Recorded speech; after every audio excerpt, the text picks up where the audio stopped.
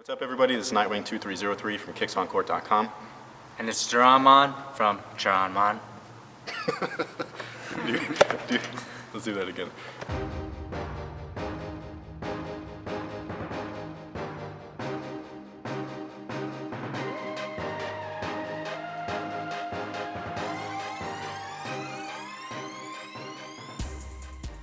Hey, what's up, everybody? This is Nightwing2303 from kicksoncourt.com.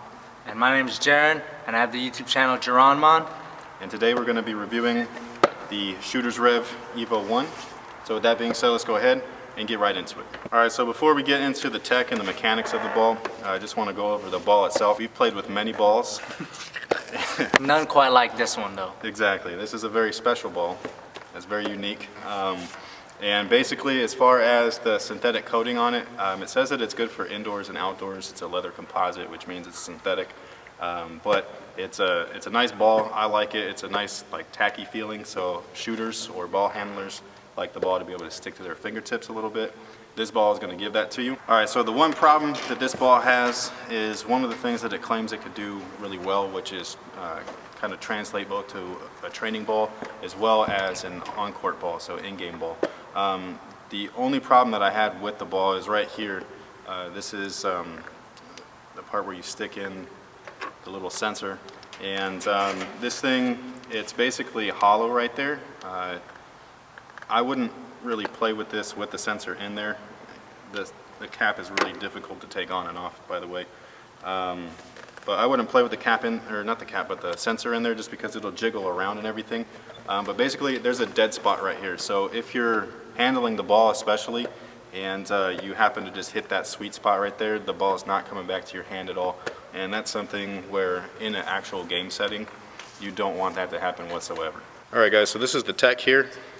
We have two caps. One comes on the little container, and then one also goes in the ball.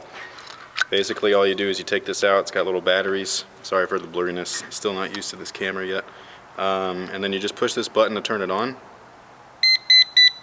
Actually, that was the turn off sound. Retake. So this is what you do. You turn it on by pushing and holding this button real quick. And that's the kind of like gear up. Then you put that in there. That's what she said. And then you cap the ball. Just like so. This little cap is like really hard to turn inside the ball, put it in and out. Alright, so once everything's inside the ball, you got it all turned on. What you're going to do is have a proper arc and rotation on your shot. And with that, this is supposed to make that sound.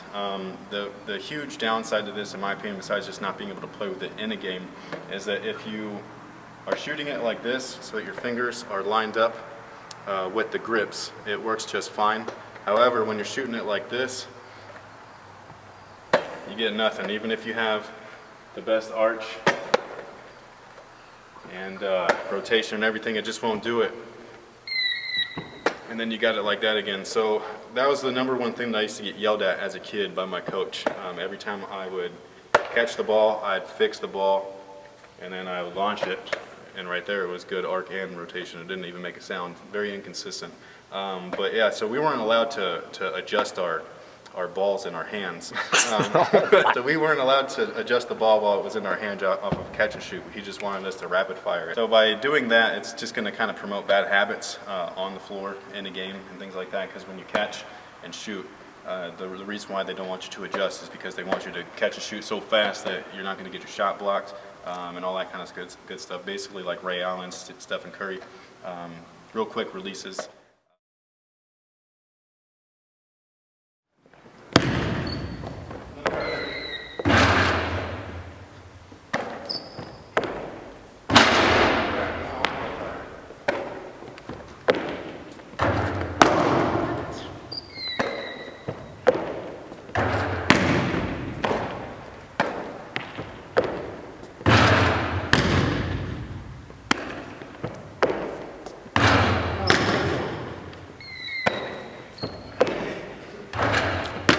Yeah, 4 in a row, we got no sound in it.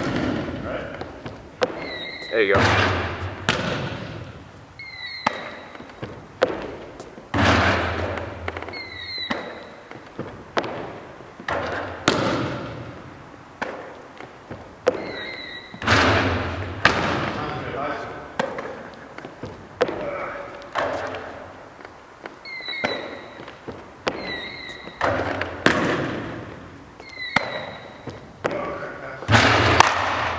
Alright, so I can kind of see where this company's coming from. I think that this is catered towards more individual training. If you don't have a shooting coach or you don't have a friend and you just play by yourself, I can see why you would purchase this ball, because it gives you feedback. Because when you shoot the ball and it makes that noise, it's telling you, okay, that's good rotation, good arch. But like, there's so many variables, you gotta shoot it right, and sometimes it's inconsistent. So I could see that it's individual, because why would you use this if you had a second person telling you, evaluating your shot, there you go, you got good rotation, you got good arch. There's no reason for that. But if you're just by yourself, I can see why this could be useful. Also, a couple of recommendations, just like, have it so it doesn't matter which you shoot it. Like Chris was saying, you have to shoot with the grips. The ball has to be straight. And maybe if this technology does exist, maybe they could calibrate it to, certain player shots. Maybe they can get a spokesman like, hey, like, this is the Steph Curry ball, this is his rotation and his arch. Or hey, this is the LeBron ball, it's got his arch and his rotation. Shooting is an art, which makes it subjective. So like, Steph Curry and Ray Allen shoot differently, but they're both some of the best shooters in the game.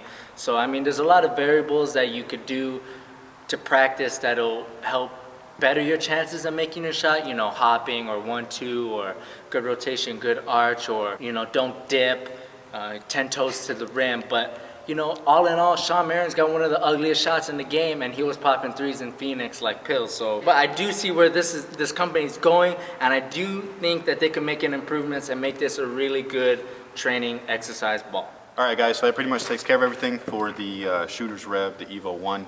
Overall, it's okay. It does have its flaws. Something that I personally find disappointing is just the fact that you can't use it both for training and in-game situations.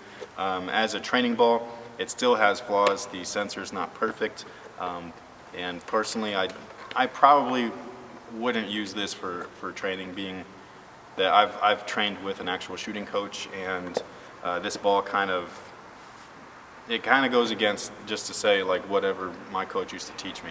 And I know that this is supposed to be more for like muscle, like memory and reflex and stuff. So when you hit that stroke perfectly, that's what it's really meant for. But you can get that just with a lot of practice. You don't have to get a specific ball.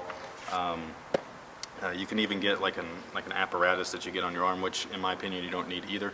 I didn't use all of that stuff when I was younger and training for shooting and stuff. So but that pretty much takes care of it. If you are interested in this ball, it's about $69 now.